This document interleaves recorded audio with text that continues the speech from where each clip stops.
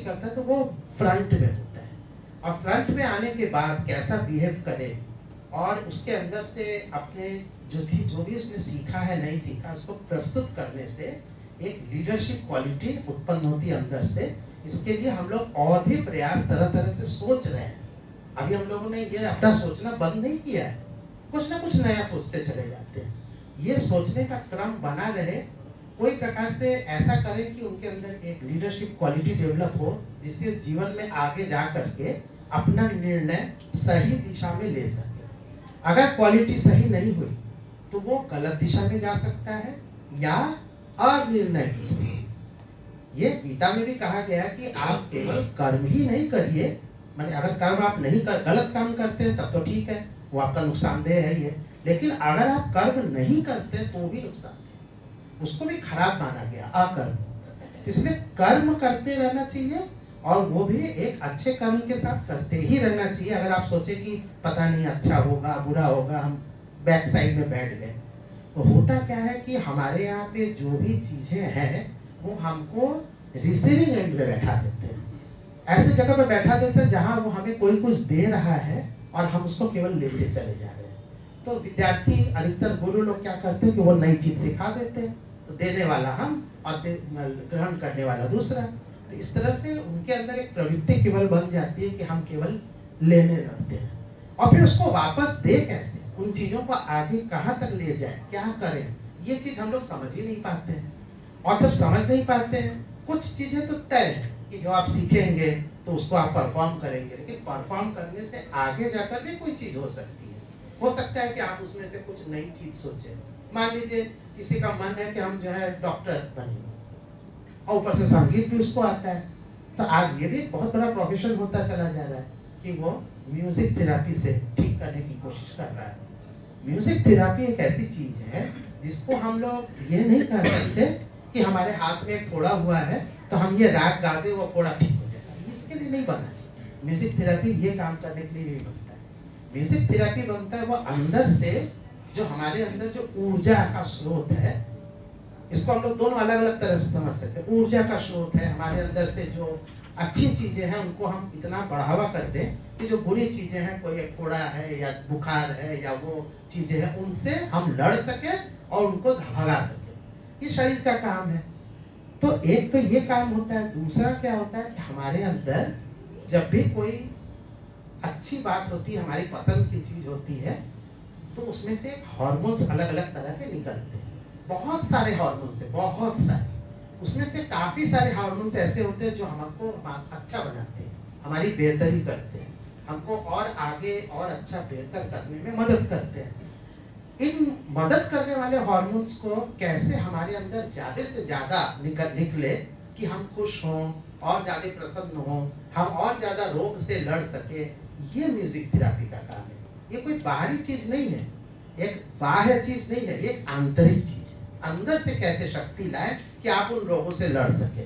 भाई या तो आप जाइए बगल वाले में कहीं पर एक जगह कोई डकैत आया हुआ है, आप खुद जो है तलवार लेके जाइए उसका सर काट दीजिए, या तो जिसका मकान है उसको तलवारबाजी सिखा दीजिए कि वो खुद ही बाहर निकल करके उसको समाप्त कर दे। तो हमारे अंदर से स्वयं को मजबूत करने के लिए कुछ चीजों को करना बेहद जरूरी होता है।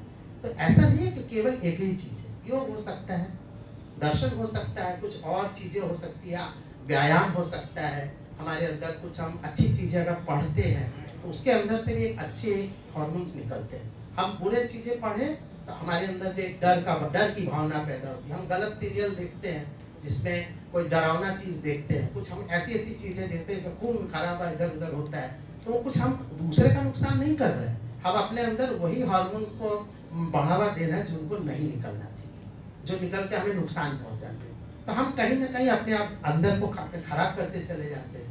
जबकि आप एक अच्छी दृश्य को देखते हैं, खुश होते हैं, किसी अच्छे मंदिर में जाते हैं वहां खुश होते हैं, एक प्रकृति में जाते हैं, पहाड़ देखते हैं, समुद्र देखते हैं, तो आपके अंदर खुशी होती है। संगीत में ये ताकत है कि वो हार्मोन्स को इतना अच्छा बैलेंस करती है और इतने ढंग से वो करती है कि आपके शरीर को निरोग बनाती चाहिए। और जो भी संगीतज्ञ होते हैं, अगर उसने सही संगीत की दिशा में अपने आप को बनाया हुआ है तो उसका स्वास्थ्य दूसरों की तुलना में बेहतर होता है। हम आपको एकदम खास बात फिर से दोहरा रहे हैं, ऐसा हम कम से कम 20 बार बता चुके हैं। आज हमारे छोटे भाई यहाँ पे आए हुए हैं जो कि LIC में ऑफिसर हैं।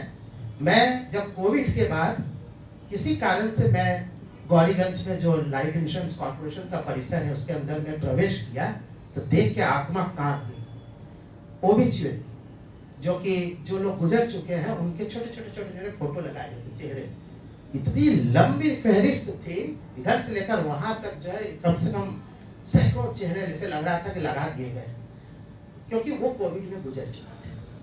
LIC में काम करने वाले लोग थे, स्वस्थ थे, उनकी उम्र 60 साल से ज्यादा की नहीं रही होगी। 60 साल के बाद तो LIC खुद ही कर देगी रिटायर हो जाओ, कहाँ रहेंगे वहां पे। लेकिन वो ओबिचुअरी का इतनी लंबी फहरिस्त देख करके डरावना था। थोड़े दिन पहले हम लोगों ने किसी और भी चीज में देखा ही होगा, दुनिया भर की चीजें देखते हैं, कितने लोग गुजरे क्या हुए। आपको बता दें हमारे यहाँ पे कितने सारे विद्यार्थी हैं, 250 विद्यार्थी हैं। कोविड में हमको ओबिचुअरी के रूप में एक भी बच्चे का, एक भी विद्यार्थी का कोई फोटो हमको लगाने या शोक व्यक्त करने की जरूरत नहीं पड़ी। तो आप कहेंगे कि ये क्या कोई बहुत बड़ी बात है? उनका बिल्कुल बड़ी बात है। आप जिधर जाइए कोई भी परिवार देखिए वहां पे कुछ न कुछ लोग निकल चुके हैं। ये क्या कारण था कि शिल्पायन परिवार में जो सारे लोग रियाज कर रहे थे, साधना कर रहे थे, उनके फेफड़े में ऐसी कौन सी बात पैदा हो गई कि यहाँ पे कोविड ने आक्रमण किया। आक्रमण तो कर नहीं था, सबको कोविड हुआ होगा। हमको लगता है कि यहाँ पे 90 या 95% लोगों को कभी न कभी एक छोटा बड़ा बहुत गंभीर कुछ न हुआ होगा, लेकिन लगाना नहीं पड़ा फोटो। इससे बड़ी बात क्या हो सकती है? तो इसको मैं समझता हूँ कि ये संगीत की ताकत है। आपको कुछ और समझ में आता है कि हम लोग कोई विटामिन की दूसरी गोली लेते हैं जो बाहर न मिलती हो तो अलग बात है, लेकिन हम लोग की जो विटामिन की गोली है वो संगीत की गोली है। तो ताली नहीं बजाएं। संगीत से इतनी बड़ी बात है और वो ताली नहीं बजाएं। एक छोटी सी बात और करूंगा। कोविड के बाद, कोविड की तरह 100 साल पहले एक और कोविड जैसा रोग आया था, इसको स्पेनिश फ्लू बोलते हैं। कहते हैं कि 100 साल बाद इतिहास रिपीट होता है। एक इतिहास तब भी रिपीट हुआ। आज 100 साल पहले 1920 के आसपास, 15 के आसपास, 1820 के आसपास एक बहुत बड़ा रोग फैला था वर्ल्ड में।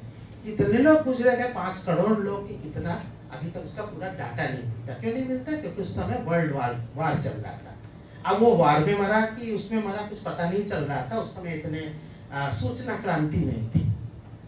लेकिन उसके बाद मानवता में एक से एक लोगों ने जन्म लिया।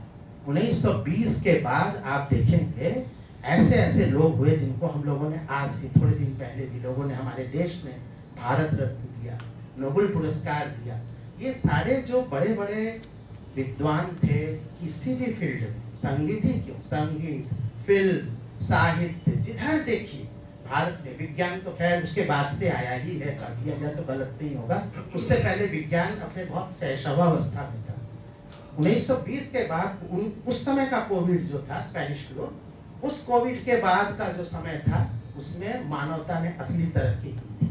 और हमें भी इसका पूरा यकीन है कि इसके बाद जो पीढ़ी आ रही है या इस समय आते जा रही है और आएगी आगे भी, और इस समय जो लोग हैं वो मानवता के एक अद्भुत इतिहास का सृजन करेंगे। निश्चित तौर पर मानवता बहुत ऊपर जाने वाली है और इसमें संगीत के एक विधा के रूप में बहुत रोल है, दायित्व है। ये एक बहुत बड़ी बात है जो सभी बच्चों के समझने की बात नहीं है, लेकिन मुझे इसका पूरा यकीन है कि आने वाला समय एक जबरदस्त होने वाला है।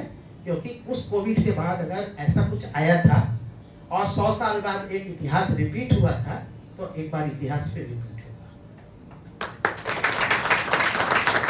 आप देख लीजिए क्या कहते हैं, हमारे जितने भारत रत्न लोग हैं, पंडित भीमसेन जोशी जी, लता मंगेशकर जी, सब लोग जो कोविड के थोड़े दिन बाद पैदा हुए या तो थोड़ा आस-पास पैदा हुए। जितने भी सब लोग हैं वो उसी समय के आसपास पैदा हो रहे थे। किसी का अभी 100 मनाया जा रहा है, 100 साल मनाया जा रहा है, किसी का 95 है, किसी का 105 है, ऐसे ही। तो ये समय है, अपने प्रतिभा को पहचानिए, अपने अंदर की क्षमता को पहचानिए, खुद के आगे बढ़ने में योगदान करिए और साथ ही साथ अपने अंदर के होते हुए दूसरे लोगों को बढ़ावा दीजिए। आज सिमरन वहाँ बैठी है, आप ताली बजाइए, कल को आप वहाँ बैठेंगे, हम और ताली बजाएंगे और इस तरह ताली बजाने का, आगे बढ़ावा देने का सिलसिला बने रहना चाहिए, कहीं नहीं टूटना चाहिए। ये सिलसिला बना रहेगा, हम एक दूसरे को बढ़ावा देते रहेंगे, तभी हम बहुत आगे जा पाएंगे और मानवता को ले जा पाएंगे। हमारे विशाल भाषण के लिए आप मुझे क्षमा करेंगे। इसके बाद जो कुछ होने वाला है उसके बारे में हम थोड़ा सा छोटा से में बता देते हैं, अब ज्यादा नहीं बोलेंगे। एक डिब्बा यहाँ रखा है, इस डिब्बे में 3 नाम है। इस 3 नाम में से एक नाम जो अभी विद्यार्थियों को दे दिए जाएंगे वो चुनेंगे। 1 नंबर, 2 नंबर, 3 नंबर जैसा रहेगा ऐसे ही रखिए ना, 3 नंबर 1, 2, 3। जिसका जो नंबर हाथ से आएगा वो उसी नंबर पे प्रस्तुति करेगा। अभी ये तय नहीं है कि पहला किसका है, दूसरा किसका है, तीसरा किसका है। तीसरा तय हो जाएगा जब पहला दोनों आ जाएगा। और एक कप यहाँ रखा हुआ है, उसमें 5 राग, वो जादू का पिटारा है, उसे 5 राग निकलेंगे। आपके हाथ से ही निकलेंगे, वो विद्यार्थी ही निकालेंगे, जो निकलेगा उस राग को गाएंगे। हमारे पास मैसेज आया किसी का, कहा कि आपने ये बहुत अच्छा काम किया है, इसी बहाने लोग 5 राग को पलट तो रहे हैं, नहीं तो सोचते हैं कि एक तो तैयार कर दे और उसको गा दे और पीट दे, काम खत्म हो जाए। बोले नहीं, अब आपको उनको पीछे पीछे पन्ना पलट के 5 राग का देखना। हाँ, 5 राग मैंने नहीं दिए, 5 राग उन लोगों ने स्वयं ही तय आपस कंसेंसस बना के, नहीं ये नहीं, अच्छा हाँ ये करके जब 5 राग में आ गए, उन्हीं 5 राग रखेंगे। आप ही की इच्छा के अनुसार है, अब देखना है क्या होने वाला है। और जब तक कि ये नंबर मैं पहले कर देता हूँ, जिससे कि कलाकार बैठ के तैयारी करें, और तब तक एक तैयारी बाहर हो चुकी है। यहाँ पे जो है सबसे पहले ये ईशाना बैठी है, एक उठा लो, एक रिधिमा और एक प्रज्ञा। इसका क्या नंबर बता दूं? ईशाना, रिधिमा और प्रज्ञा, 3 इसी ऑर्डर में होंगे। हम सोचे थे कि तीनों में 1 लिख देते नहीं, तो ईशाना अपनी तैयारी करो और तब तक बाकी तैयारी बाहर हो चुकी है। जल्दी से नाश्ता करके